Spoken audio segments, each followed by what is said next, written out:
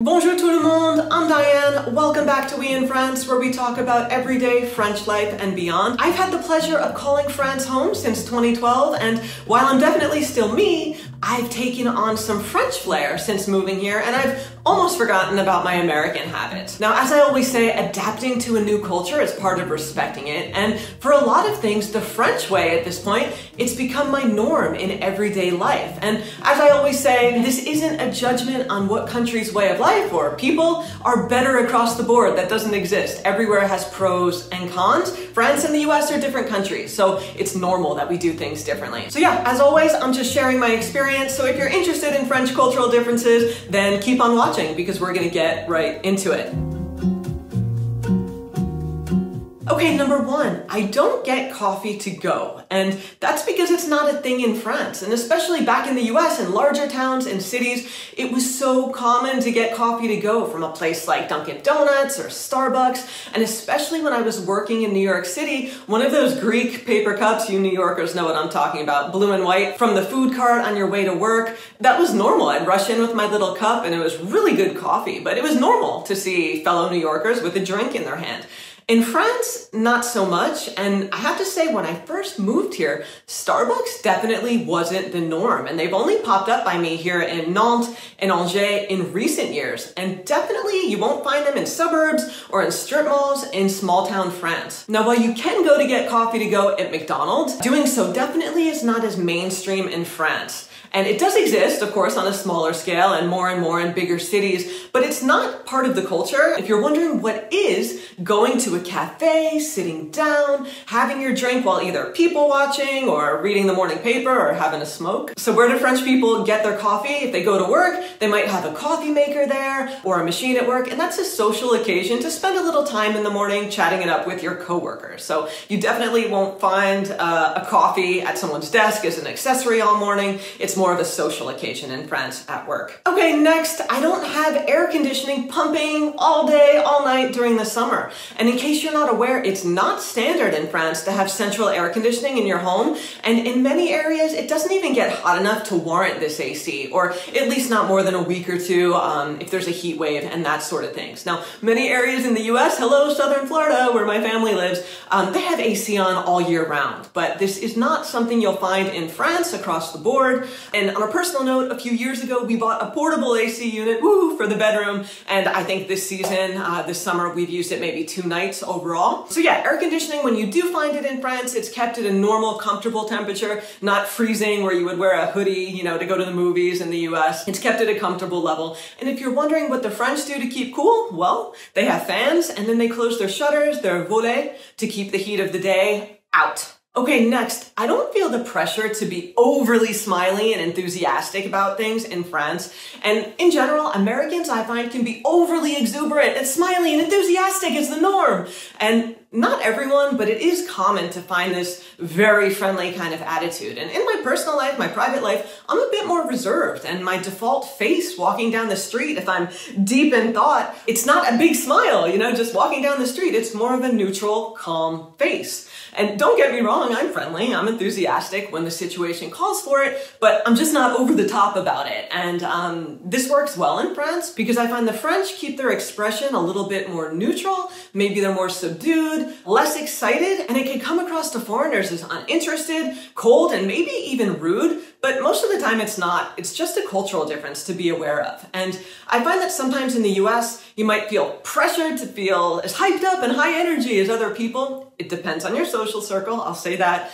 But when your natural way is a little bit more laid back, a little more reserved, it doesn't always fit. So in France, I feel like myself and I fit right in. And on that note, some of you who watch all my videos, you'll remember that in a previous video, I mentioned that sometimes in France, I do act more friendly than what comes to me naturally, a little more smiley, to overcompensate for being a foreigner, and that is true, so I'm working on it. But overall, I feel like that I've lost that American urge to be overly enthusiastic. And now a quick word from my sponsor, Skillshare, an online learning community that offers thousands of inspiring classes on all kinds of creative topics, ranging from photography and illustration to graphic design, fine art, music, even cooking, and so much more. I've been a fan of the platform for years, and I love that you can learn from the comfort and privacy of your own home. And the class I'm currently taking is YouTube YouTube success? Script, shoot, and edit with MKBHD Marquez Brownlee. And one of the biggest takeaways so far is that it reminds us, the creators, to make something that we ourselves want to watch and not get lost in the trends and what everyone else wants. And queued up for after that, I have the very tasty class from pastry chef Shubhranshu Bondo titled French Pastry Fundamentals Soufflé, Tarts, and chocolate mousse cake. So if there's a topic you're curious about, get this. The first 1,000 of my subscribers to click the link in the description below will get a free 1-month trial to Skillshare so you can start exploring your creativity today. But don't wait, it is a limited time offer, so check that out. And really, whether you're a lifelong learner, a beginner, a pro, Skillshare has video lessons that will fit your schedule and skill level, and most classes are under 60 minutes. Another plus is that it's curated specifically for learning, meaning there are no ads. And Skillshare is always launching new premium classes so you can follow wherever your creativity takes you. Okay, now back to the video.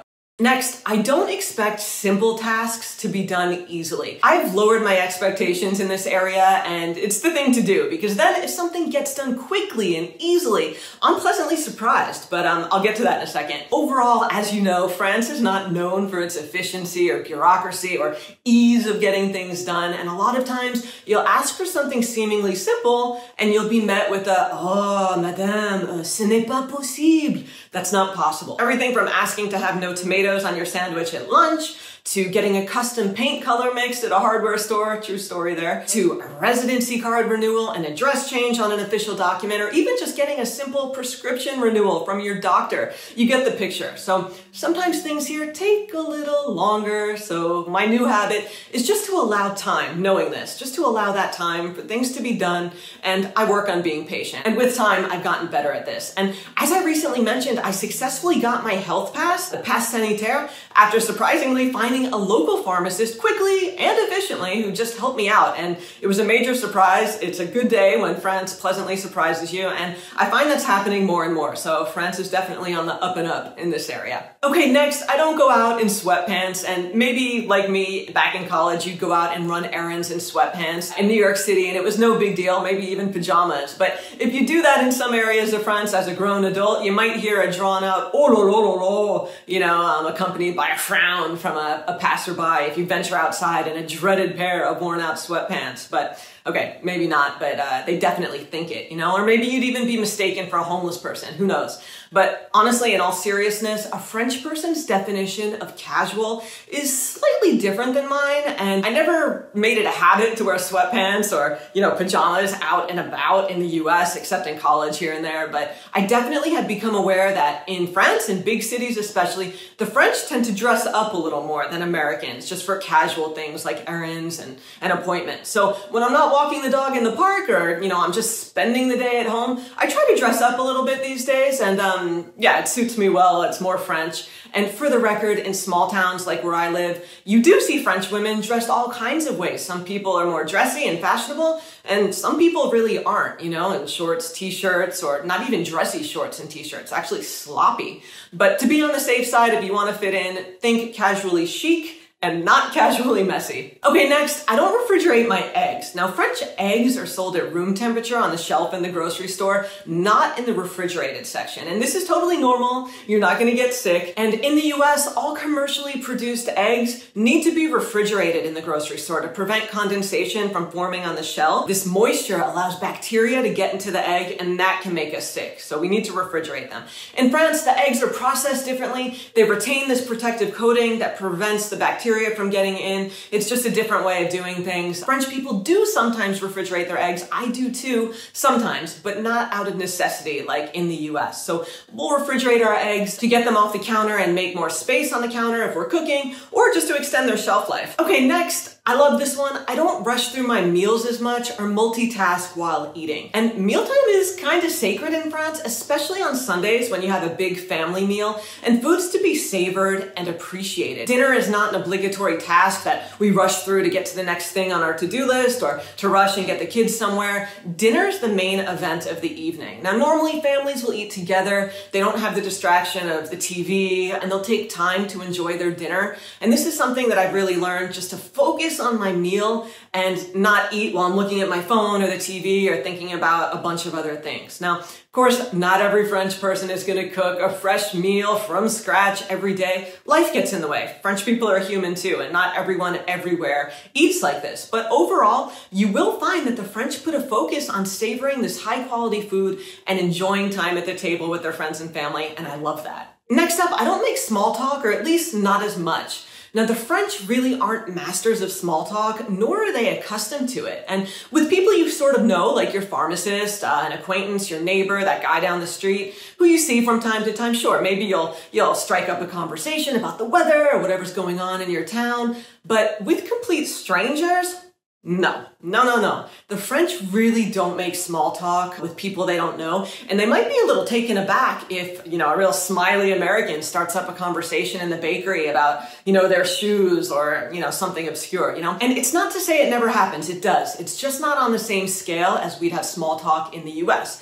And this is because the French respect the personal versus private sphere and social context. A French person might be curious about something you're wearing or doing, but instead of being inquisitive about it, they'll just keep it to themselves out of respect. And I've talked about this before. I still chat with people who seem open to it, but I tend to let the French person take the lead and go from there. All right, next up, I don't hug to say hi. In France, I learned this one the hard way, and I'm laughing even thinking about it now nearly 10 years ago. When I hugged my father-in-law for the first time, resulting in him standing there like totally perplexed with his arms at his sides, just waiting for this weird embrace to be over. No one hugs to say hi to friends and family in France. People faire la bise. They give cheek kisses, and they do this to say hi and bye, or at least they did pre-pandemic. And just know, if you do hug someone, you might make them feel awkward, you'll catch them off guard, and it's seen as too intimate with the bodies touching, right? So instead, just get ready to lean in for 2 cheek kisses, or maybe even 3 and 4, it depends on where you live. So yeah, just be ready, and when in doubt, you could always extend your hand for a shake. All right, that wraps up my list of American habits I lost when I moved to France. I'd love to hear from you down below in the comments. Can you relate to anything I said? And if you moved to France or somewhere else, I'd love to hear what habits you lost when you moved abroad. And thank you to Skillshare for sponsoring today's video. And as always, thank you so much for being here. Hit that subscribe, give me a thumbs up, and I'll see you right back here on We in France soon. Salut!